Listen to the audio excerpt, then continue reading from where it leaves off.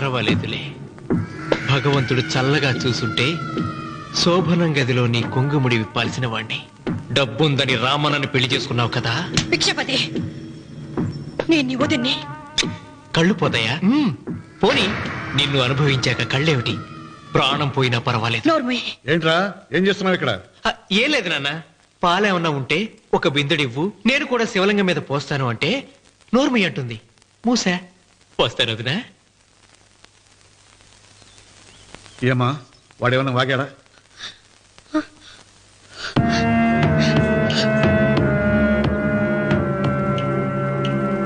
భిక్షపతి, అవును, అసహ్యంగా చండాలంగా వాగాను. చంపుతావా? చంపు. మీ తాత ముత్తాతలు జంతువులు చంపితే నువ్వు నన్ను చంపు. చంపి నా తల కూడా గుమ్మానికి వేలాడగట్టు. ఇదిగో, పుట్టినప్పటి నుంచి సీత నా భార్య అనుకున్నాను, ఆరాధించాను. నేను తాగుబోతుని, తిరుగుబోతుని, లపుట్టు వేదవునని చెప్పి ఆ సీతకు రామన్న చౌదరి గారికి దగ్గరుండి పెళ్లి జరిపించావు కదా. వాళ్ళ కాపురం కూల్చే వరకు నాకు మనశ్శాంతి ఉండదు. సీతని కట్టబెడితే పీటల మీద విషం దాకా చచ్చిపోతుందని బంగారు లాంటి రామునికిచ్చి పెళ్లి చేయించారా? వెంటనే నీ పద్ధతి మార్చుకోకపోతే నువ్వు తినే అన్నంలో విషం కలిపి తప్పేస్తాను వెధవా. వద్దు నాన్న, వద్దు. ఈ చెప్పు దెబ్బ ఎప్పుడో కొట్టుంటే బాగుపడుండేవాడిని. నాన్న, నీ మీదొట్టు, ఇంకెప్పుడు తప్పు చెయ్యను నాన్న, తప్పు చెయ్యను. నన్ను క్షమించు నాన్న. ఏర్పాట్లన్నీ పూర్తయ్యాయా? అది ఏమైంది లోకేశ్వరరావు? 50 జంటలు నమోదు చేయించుకున్నారండి. అందులో 30 జంటలకి దానం చేయడానికి మాత్రమే మన దగ్గర భూమి మిగిలి ఉంది. మరి మిగతా 40 ఎకరాలు అంటే మన పొలమంతా ఈవేళ బాబు గారు ఎన్ని సంవత్సరాల నుంచి దానం చేసుకుంటూ వస్తున్నారు. కొండలైనా కరిగిపోవలసిందే కదా. మరి ఇన్నాళ్ళు నాకెందుకు చెప్పలేదు? మీరు పుణ్యకార్యం చేస్తున్నారు, మిమ్మల్ని ఇబ్బంది పెట్టడం ఎందుకని. రామన్న పేరుతో 2000 ఎకరాలు ఉండాలిగా, అందులోంచి రాసేవండి. అందులో మిగిలిన 60 ఎకరాలే ఇప్పుడు రాశానండి. ఆయన పేరు మీద గజం భూమి కూడా మిగలలేదు. రేపు శుభకార్యం ఆకూడదయ్యా. నూతన దంపతులు నా ఇంటి దగ్గర నుంచి నిరాశగా తిరిగి వెళ్ళకూడదు. నాతోరా జగన్నాథం. అన్నయ్య, నువ్వు ఈ సాయం చేస్తే నా పరువు కాపాడిన వాడివవుతావు. 40 ఎకరాలే కాదు, నా యావదాస్తి మొత్తం నాకు ఇస్తాను, నా ప్రాణాలను ఇస్తాను. లోకేశ్వరరావు, అయ్యా కాగితాలు.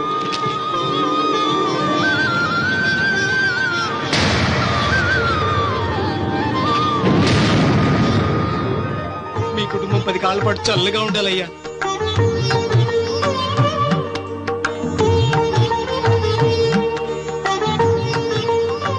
నీ పొలం వాయన దానం చేస్తాడు, పేరు తెచ్చుకుంటాడు. ఇంకా నీకే మిగులుతాని గబ్బు లేచిపోతావు. తొందర పడకు, చూస్తావుగా.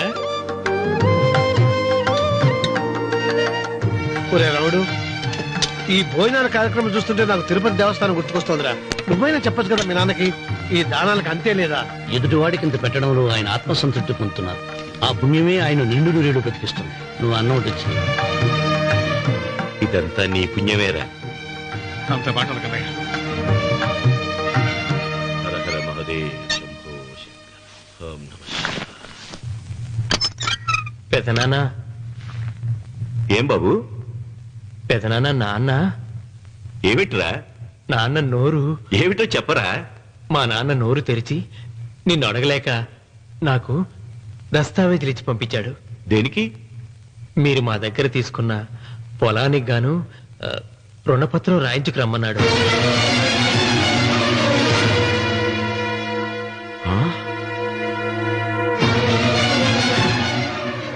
నా తమ్ముడు రుణపత్రం అడిగాడా? అయ్యో, సంతకం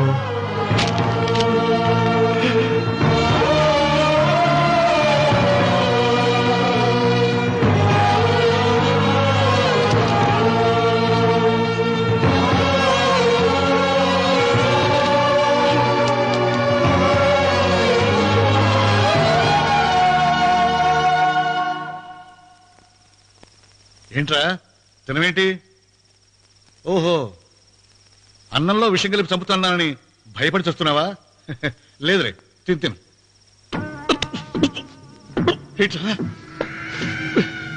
నాకేమైంది? నువ్వు అన్నంలో విషం కలిపి నన్ను చంపుతానన్నావు కదా, ఆ పాపం నీకెందుకు అంటగట్టాలి అని నేనే నా అన్నంలో విషం కలుపుకున్నాను నాన్న. పొరపాటుగా పళ్ళాలు మారాయి. నాన్న ఎలాగో చచ్చిపోతున్నావు కదా, నీకు రహస్యం చెప్పనా? ఇంతకు ముందే మీ అన్నయ్య చేత దొంగ దస్తావేజీల మీద సంతకం పెట్టించుకున్నా. వాళ్ళని వీధిలోకి తీసుకొస్తా. నాన్న ఈ రేతో నీకు చెప్పాక నేను ఎందుకు బతికిస్తాను? నాన్న చిన్నప్పుడు నీ గుండెల మీద ఆడుకుంటే తెగ ఆనందపడేవాడు కదా, పోయేటప్పుడు కూడా ఆడుకుంటా ఆనందపడే. చల్ చల్ గుర్రం చలాకి గుర్రం, చల్ చల్ గుర్రం చలాకి గుర్రం, చల్ చల్ గుర్రం చలాకి గుర్రం, చల్ చల్. నాన్న అయ్యో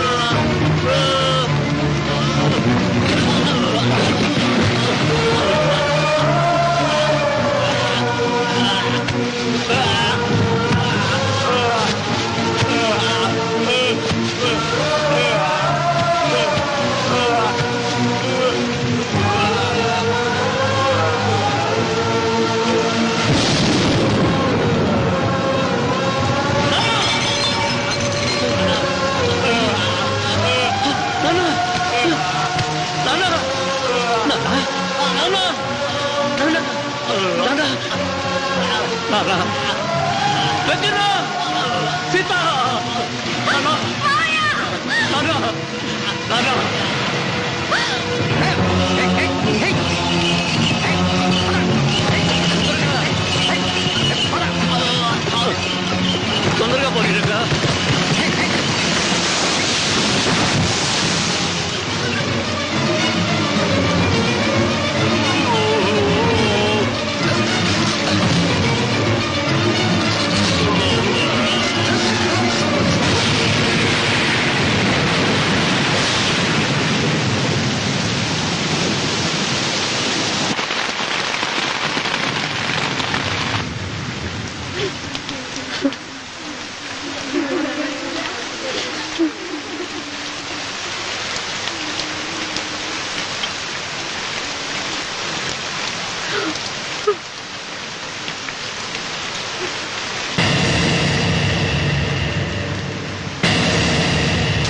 అందరికీ నమస్కారం.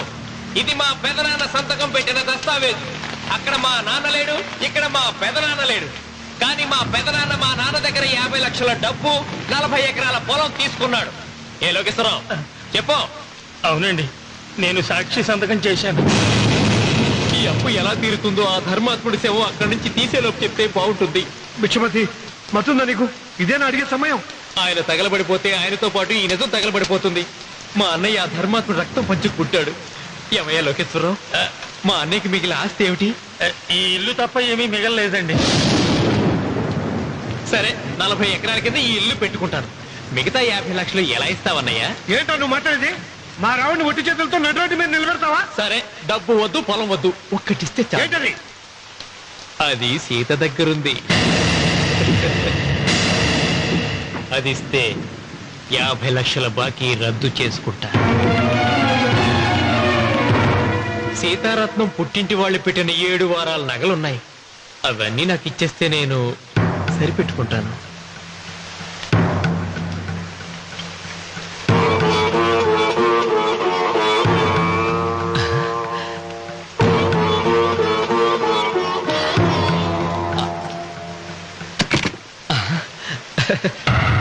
అదేమిటి, నీ మెళ్ళ ఉన్న మంగళసూత్రం బంగారం కదా, అది కూడా తీసిపెట్టు. అన్నయ్య తీసేమని చెప్పు. నువ్వు కట్టాల్సిన తాళి మా రావుడు కట్టాలని ఖచ్చితంగా కదా ఈ పని చేస్తున్నావు. తప్పు మాట్లాడుతున్నావు శాస్త్రి. నాకు ఆ తాళి అక్కర్లేదు, ఆ 50 లక్షలు కట్టమను. మీకందరికీ చేతులెత్తి మొక్కుతున్నారు. ఒక ఐనిటి ఇల్లాలి ఐదోతనాన్ని కాపాడండి. మీకోసం తన సర్వస్వాన్ని మీకు దానం చేసి కొడుకును ఒట్టి చేతులతో నిలబెట్టారు మా శివరామకృష్ణ గారు. మీరందరూ ఇంటి మూలంగా లాభం పొందిన వారే. ఆ ఇల్లాను మంగళసూత్రం తీయకుండా కాపాడండి. దయచేసి మీరు కొంచెం సహాయం చేయండి. భక్తులు నీకేమైనా సిగ్గుండదా? కడుపుకు అన్నం తింటాడావా, గడ్డి తింటాడావా? దానం ఇచ్చినట్టుది తిరిగి పీక్కుంటావా? నీ అమ్మాల పెరుగాల పెట్ట ఊరికేనే ఇచ్చాడా? పుణ్యం కోసం ఇచ్చాడు. చచ్చాక తిరిగి ఇవ్వమంటే ఎలాగండి? ఎవడు దానం చేయమన్నాడండి? ఒళ్ళు కొవ్వెక్కి దానం చేశాడు. అన్నం పెట్టి తిన్నది కక్కమంటే ఎలాగండి? సోము తమ్ముడిది సోకేవో అన్నగారు అనుభవించారన్నమాట. ఏమి నిలబడి చూస్తుంటారు సిగ్గు లేకుండా? ఈయనే ఉంటే మన గుండె అని విక్కుంటారు, మనం వచ్చే పట్టుకొని అడుగు తినాలి. ఏం చూస్తాడే?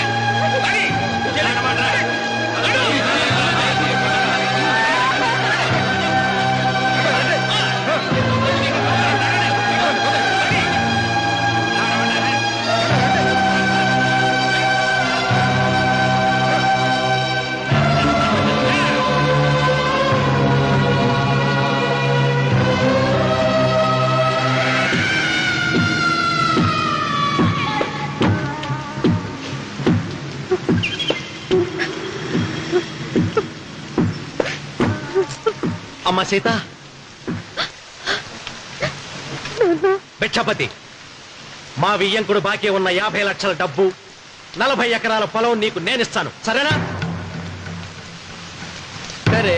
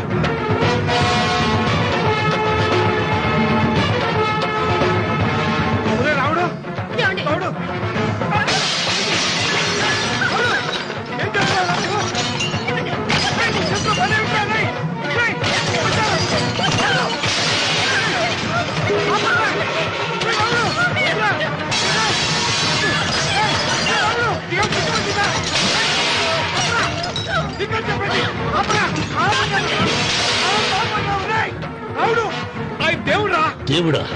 ఆయన దేవుడే అయితే 24 గంటలు శివ పూజ చేస్తూ దాన ధర్మాలు చేసిన మా నాన్నకు దిక్కులకి సౌరిస్తాడా? దేవుడి పట్ల అపచారం చేయటం మహాపాపం. దేవుడిని ఎన్నాడు మనం చేసుకునే ఆత్మద్రోహం. అసలు దేవుడే లేడు.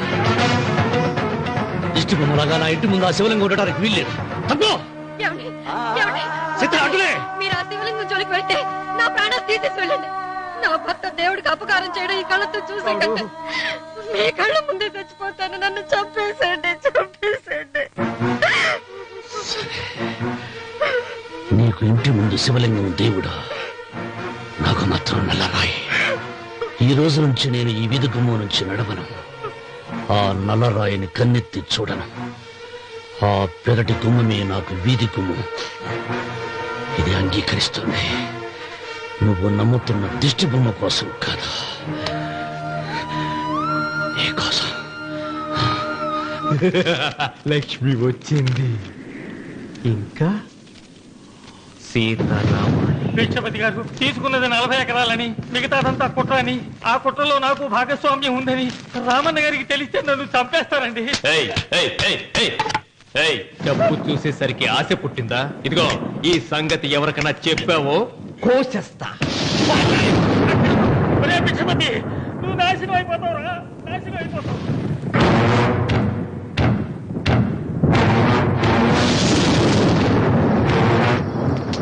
ఇంత రాత్రిపూట ఎక్కడికి వెళ్తావా నాయనా? నీకు తెలియదమ్మా, తెల్లారేలోగా ఊరు వదిలి పారిపోకపోతే ఆ భిక్షపతి మనల్ని చంపేస్తాడమ్మా. తొందరగా పద. ఊరుదిలి పారిపోతున్నావా లోకేశ్వరరావు? అది నాకంతా తెలుసు. అయ్యా అయ్యా అయ్యా, మీకు ద్రోహం చేశాను, నన్ను క్షమించండి అయ్యా. నేను క్షమిస్తా, మరి భిక్షపతి వదలద్దు. నీకు ఉపాయం చెబుతా. అన్వర్, నీ ప్రాణాలకు భిక్షపతి మూలంగా ప్రమాదం ఉందని నీ చేతులతో నువ్వే రాసి, నేను కాపాడతాను. దాన్ని జాగ్రత్తగా మడిచి నీ జేబులో పెట్టుకో. అర్థం కాలేదా? నీ ప్రాణాలను నా చేతుల్లో పెట్టావుగా, మీ అమ్మను జాగ్రత్తగా ఇంటికి తీసుకుని వెళ్ళు. వెళ్ళు. వస్తాం బాబు.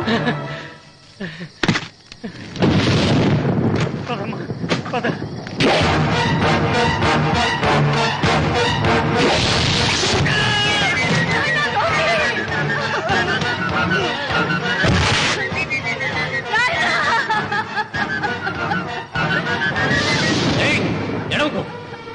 ఎడవకో. కన్నీళ్లు పెట్టేంత గొప్ప చరిత్ర కలిగిన వాడు కాదే నీ కొడుకు. అన్నం పెట్టిన మా నాన్న చావు కారణమైన వాడు. నీ కొడుకును భిక్షపతి చంపాడని పోలీసులకు చెప్పాలి. అప్పుడే బ్రతికినంత కాలం నీకు నీ మనవరాలకి ప్రాణభిక్ష పెడతా. లేకపోతే అలాగే బాబు. అన్వర్, అయ్యా, వీడి శవాన్ని తీసుకెళ్లి భిక్షపతి ఇంటి ముందు పడే.